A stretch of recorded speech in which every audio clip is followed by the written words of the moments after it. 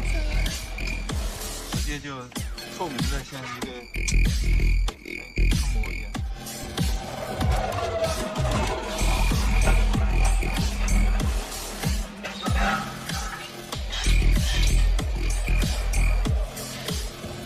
我们的车到了。传说中的奥古斯贝龙卷风252，今天终于见到实车了。上一次大概在1个多月以前，意大利的发布会我没有去，因为受疫情影响。这次呢，厂家给我们单独发来一台，物流中心的这个工作人员呢，他们也看到这台车，都觉得哎，这个车真漂亮。这个车给人的第一印象就是具有很高辨识度的，而且颜值相当在线的这样一个外形。所以说这是它的第一个重要的一个要素。第二个要素呢，它是250级别应该是唯二的这样一个反赛车款，除了之前的 GSX 以外，然后其他的反赛车款呢，绝大多数都是一个单缸的一个存在。它的最大功率是 19.2 千瓦，最大扭矩是 24.1 牛米，这样一个动力数据比 GSX 稍稍高那么一点点。然后呢，它是双缸8气门的这样一个配气结构，结合它目前的这样一个25800的价位，能不能取得市场成功，还是要看它能不能抓住大家最关注的东西。比如说，现在它有一副非常好看的皮囊，然后很多小姐姐可能会特别喜欢这一类的车款，并不在于它是不是真正具有跑车那么激进的这样一个风格和驾驶设定，好骑，然后颜值够高，带来很好的一个好声音，可能就是它能够成功的一个重要的砝码。接下来我们就简单的看一看它的一些配置，包括它的整体的一些设计。前脸具有非常高的辨识度，确实是有奥古斯塔的这样一个造型的一个设计元素在里面。头灯这样一个上下分组的这样一个设计，然后呢，日行灯在两侧，然后仪表。这块仪表的实际可用面积并不是特别大，我们可以看到，它中间的显示区域，这里有一个 USB 的充电接口，这个把手，离合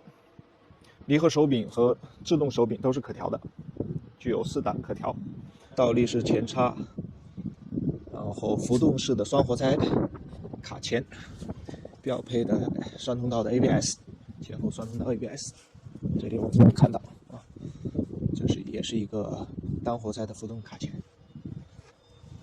然后它的车架我们现在因为它包的比较，在里面能看一下，可能后期我们得拆开来看一下，看看它的车架有没有什么特别之处。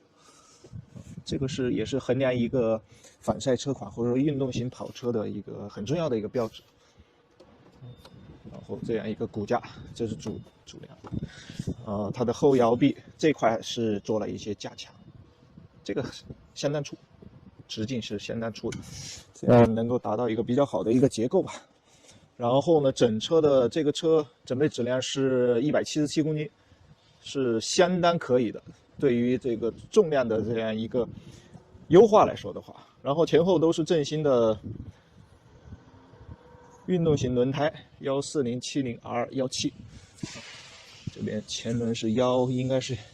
12070R17这是一个比较标准的现在一个运动跑车的这样一个配置。然后油箱这个贴合还是可以，对于日常骑行它会更有一些帮助吧。然后风挡用力的还可以，紧密性还行，没有太大问题。然后这块线束感觉稍稍有点多，离合还是比较轻，因为这是采用了滑动式离合，它的座高是785毫米，坐垫这个前部修得非常窄，我们来看一下785有一定的余量我的身高净高是1.74米，这样呢是有一定的余量。骑行姿态呢是相对来说是比较中性，腰部的承受的力量也不会特别高，不会有那种特别战斗的那种感觉。它的设计其实还是尽可能的满足你日常骑行，然后呢有一个漂亮的外观，有一个很有跑车味道的这样一个造型，但是绝大多数人其实骑这种车，他真正的不是去下赛道，不是去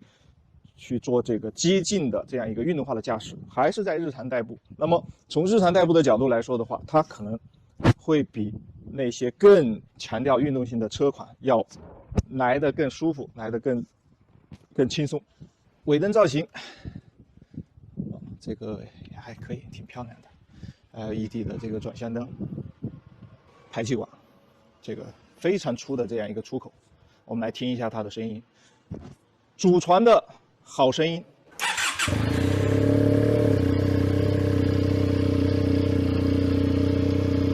怎么说啊？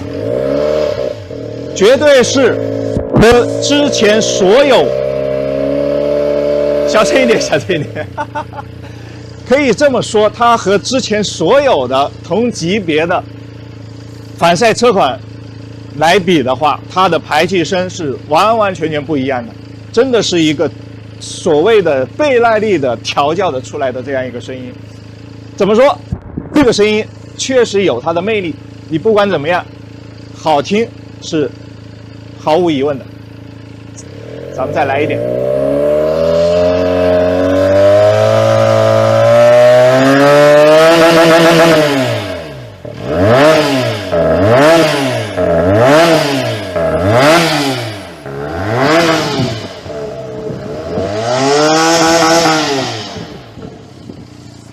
这种排气声营造出的排气声浪，可以说真的不是一个250级别的一个运动跑车所带来的。所以说呢，这又是它第3个，刚才说到2个了，可能是它第3个卖点啊，也是特别有趣的一个地方，能够吸引到很多围观的群众。怎么样？这个声音怎么样？挺好听。啊？什么？250。对，你看，刚才我们这个路人大哥的听声音感觉像是400的，其实没有，就是一个250。啊，声音好听，特别有感觉的那种。倍耐力。中国好声音，更多的细节，更多的体验，我们后续再来一步一步的来推给大家。